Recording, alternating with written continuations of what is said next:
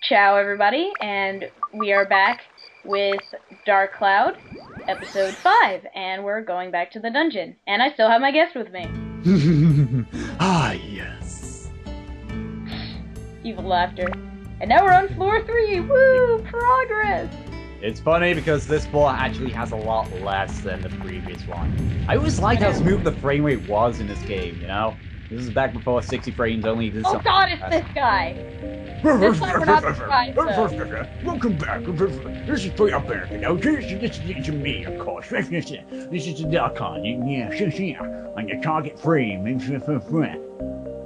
But you cannot know what the LNR hinges on your gun, so you can, like, say if there's this big guy charging into you, wanting to beat the living shit out of you with his mace, you can just choose a skeleton and let him beat the living shit out of you. And there's also a guard punch which you can use. Now then, this is why I was actually saying how it's just like, god damn it, why did you put it on your dagger? Your dagger will never die.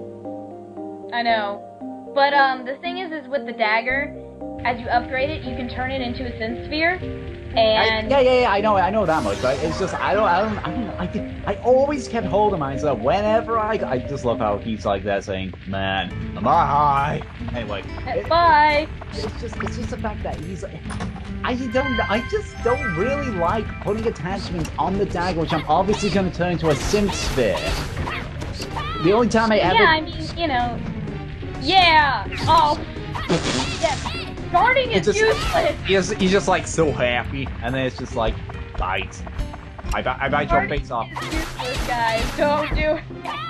But no, it's like the fact, it's just, I don't know, I don't really like putting attachments on something that in the end I'm just gonna turn it into a...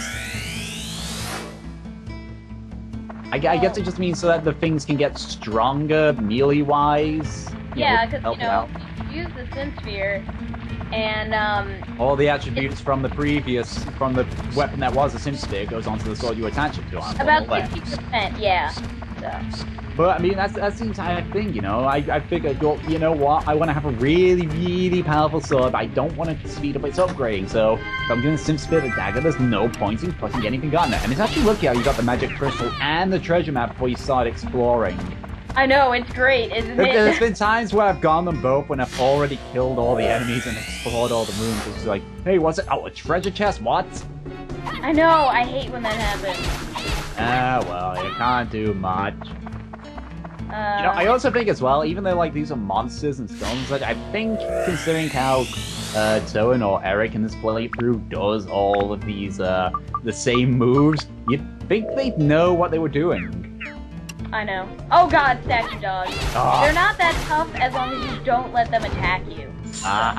But the problem is they drain the strength of your weapon really quickly. I mean, look at the bar now. It's halfway already. That's why I added the stone breakers. It does less than it, it does increase damage. I'm aware. Yeah, see, I didn't even lock on to that guy, and I took him out. Stupid bat. Just like, you know, I've wiped out a quarter of your bar, pretty much. Dude, did you see that? That bat got stuck in the wall. And oh yeah, that always happens, and it's actually quite funny to see. One thing I find funny as well, though. You know, in the last playthrough, you got tram oil, right? Yeah. And if I remember correctly, you can only use the tram oil on that floor. Yeah, I mean, I could go to the back floors right now, but I think I'll wait, actually, until I finish the dungeon and I get, the other character. Then you fight the boss, which quite frankly... water! Yeah, there's one thing I find funny. I know this is kind of going a bit ahead in the Let's Play, but since I won't be telling you much, I think that the boss in this dungeon has the best music in the entire freaking game. I like the boss music.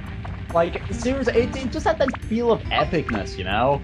Which I didn't feel when I was fighting the final boss. I mean, granted, the final boss music did sound kind of intense-ish, but it's just like, I didn't like, compared to the boss theme in this dungeon, it's like comparing a Atari track to, say, the latest Kingdom Hearts track or something like that. I don't know. I really love the music in this game, though. Yeah, it's alright. Oh god, statues. I hate these guys. Yep. Oh, these guys... Best tactic, attack, run away. Attack, run away.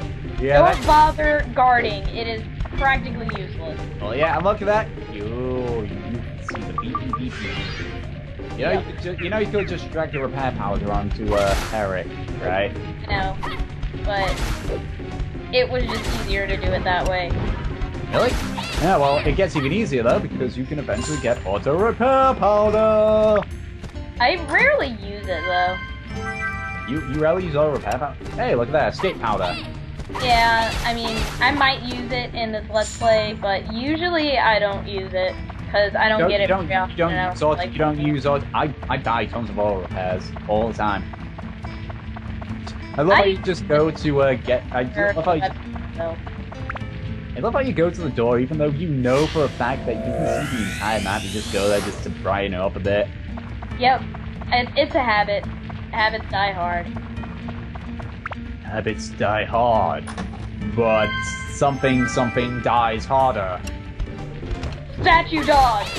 Statue dog dies harder. Yes, and I got endurance +1, woohoo!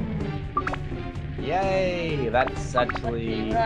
Screw that's probably the only time I ever actually put attachments onto like my dagger for endurance. You know, if I don't want to fight the statues. Oh yay, I can upgrade it now. Yay!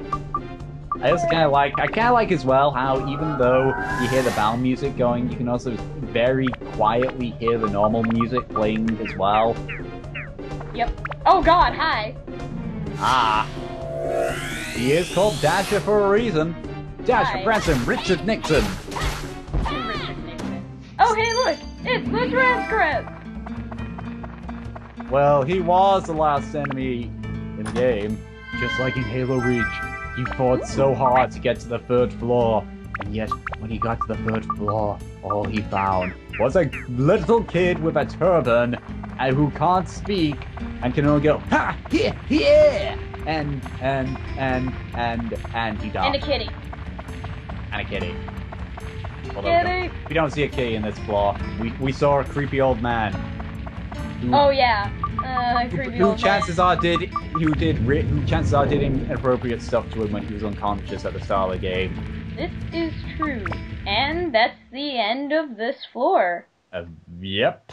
One thing I find funny though, if the Fairy King guy is so overly powerful, I think we're gonna have to stop though. Well, again. Bye, everybody. Damn it, Nappa!